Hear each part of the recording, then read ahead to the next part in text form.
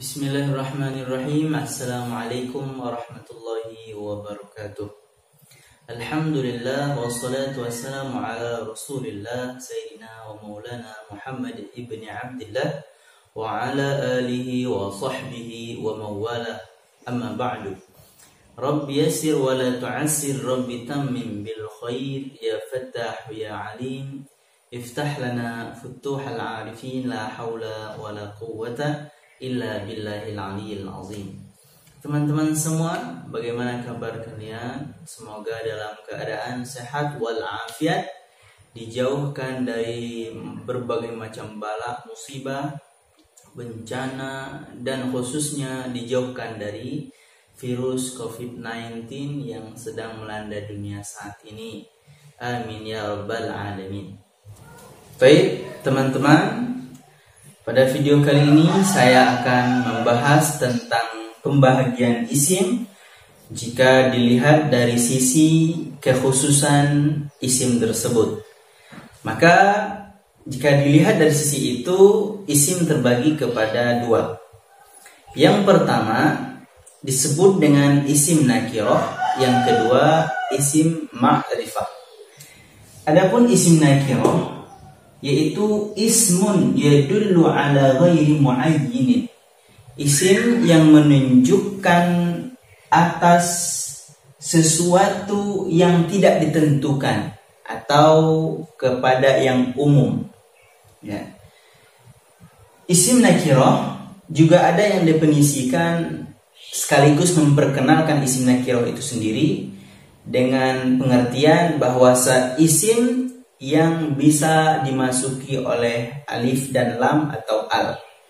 Maka untuk memahami isim nakirah ini sangat mudah sekali, yaitu semua isim yang bisa dimasukkan alif dan lam, dan sebelumnya memang belum ada alif lamnya. Misalnya kata qalamun. Nah, qalamun yang berarti pena ini adalah kalimat isim nakirah. Kenapa disebut dengan isim nakirah? Karena di sini dia tidak ada alif dan lamnya, tetapi bisa dimasuki alif dan lam. Maka bunyinya adalah al-qalamun. Yang awalnya al-qalamun harus diganti al-qalamu. Ya.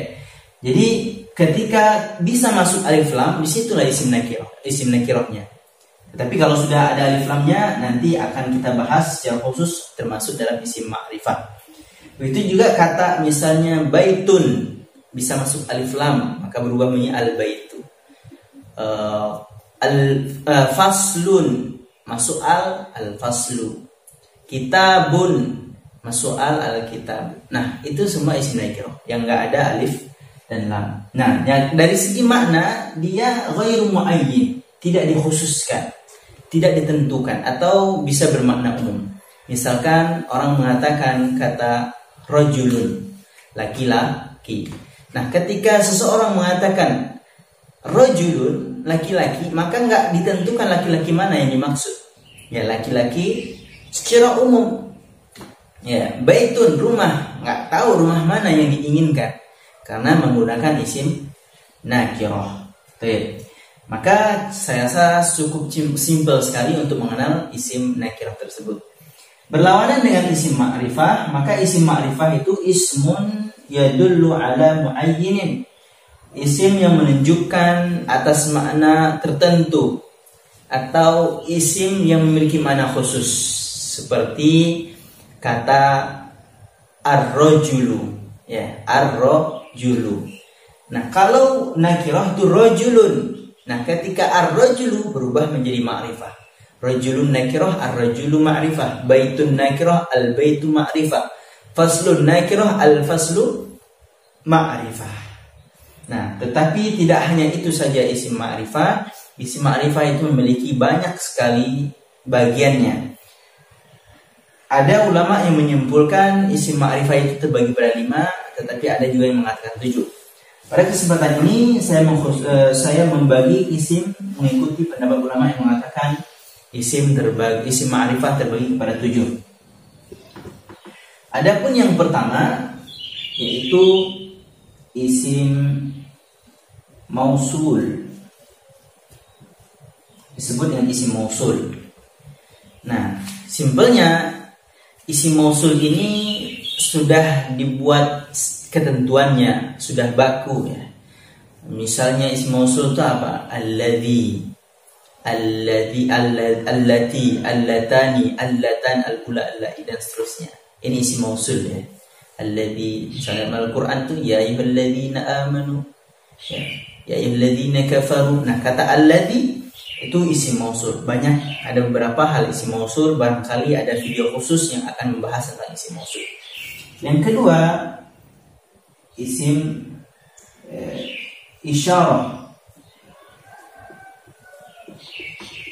Nah, pada video sebelumnya sudah saya bahas isim isyarah. Nah, jadi isim isyarah ini menunjukkan isim ma'rifah. Nah, contoh daripada isim isyarah yaitu hadza,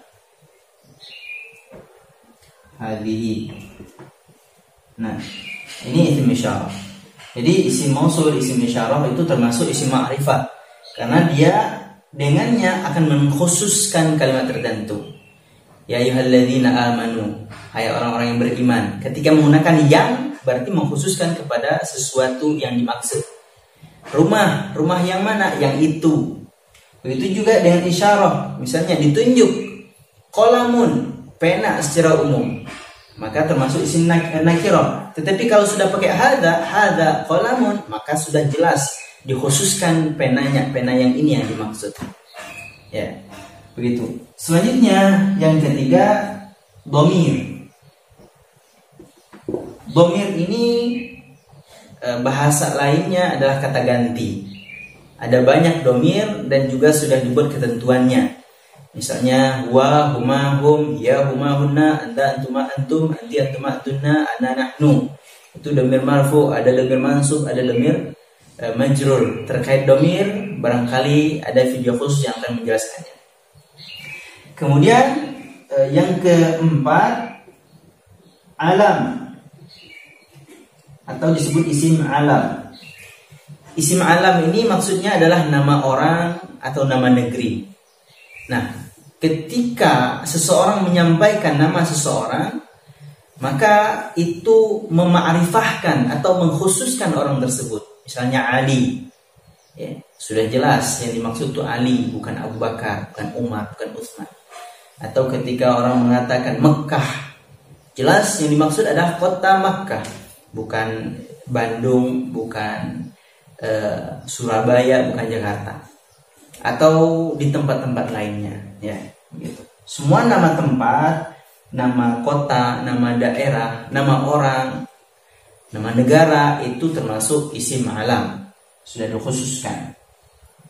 Baik, kemudian ada isim mahalla bi al atau isim yang dihiasi dengan al, yang kelima ya. Artinya isim yang dimasuki al sebelumnya. Seperti yang dicontohkan tadi, kalau tidak ada al sebelumnya maka dia isim nakirah namanya, misalnya qalamun. Tetapi kalau sudah dimasuki al ini maka berubah menjadi ma'rifah. Misalnya al-qalamu, nggak boleh lagi tapi dibaca al-qalamun, maka berubah menjadi al-qalamu. Karena al itu mencegah adanya tanwin atau baris dua. Maka kitabun berubah menjadi al-kitabu. Jadi segala isim yang ada al di pangkalnya atau di awal katanya, maka itu menandakan isim ma'rifah. Adapun yang keenam yang tergolong kepada isim ma'rifah yaitu mudhaf. Mudhaf ini maksudnya isim yang bersandar. Meskipun isim nakirah, ya, jika bersandar kepada isim ma'rifah maka statusnya berubah menjadi isim ma'rifah. Misalnya kata qalamu, qalamun itu isim nakirah, ya, karena tidak ada alif lam dan bisa masuk alif lam di situ. Nah, kata qalamu isim nakirah, tapi jika disandarkan kepada isim ma'rifah, misalnya Muhammad. Muhammad itu kan isim ma'rifah dari isim alam ini, nama orang. Nah, qalamu Muhammadin misalnya. Maka qalamu Muhammadin ini adalah digolongkan dengan isim ma'rifah, artinya disandarkan kepada isim ma'rifah. Atau misalnya nggak mesti disandar kepada isim ma'rifah. Jika isim nakirah disandarkan kepada isim nakirah, statusnya berubah menjadi isim ma'rifah. Dua isim nakirah bertemu saling bersandar, maka berubah menjadi isim ma'rifah. Maka disebut mudhaf, persandaran di antara isim nakirah kepada isim nakirah atau isim nakirah kepada isim ma'rifah. Baik, selanjutnya yang ketujuh adalah munada. Munada ini seruan atau memanggil. Jadi apabila sudah menggunakan dengan huruf munada, apa itu huruf munada? Huruf ya. Jadi kalau orang Arab memanggil itu pakai ya. Misalnya ya Muhammad, ya Ali, ya Umar. Ya.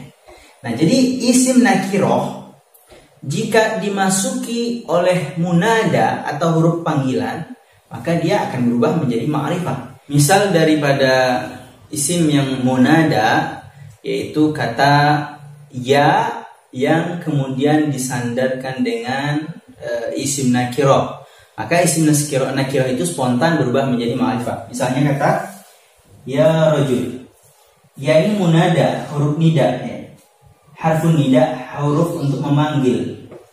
Nah, jika setelahnya ada kata rojul atau kata yang lain yang merupakan isim nakirah, maka spontan rojul ini berubah menjadi isim ma'rifah. Jadi katanya bunyinya ya rojul. Jadi itu 7 ya daripada isim ma'rifah. Pertama isim mausul, kedua isim isyarah, isim dhamir, isim alam, isim yang dihiasi dengan al, munada dan mudhaf. Nah, ketujuh ini adalah isim ma'rifah. Nah, selain dari ketujuh ini disebut dengan isim nakirah. Nah, apa itu isim nakirah tadi? Isim yang mahal yang bisa dimasuki al. Ya. Tapi tidak ada al di waktu itu. Nah, tidak ada alnya tapi bisa masuk al, itu isim nakirah. Baik, demikian tentang isim nakirah dan isim ma'rifah. Semoga bermanfaat. Saya akhiri, wassalamualaikum warahmatullahi wabarakatuh.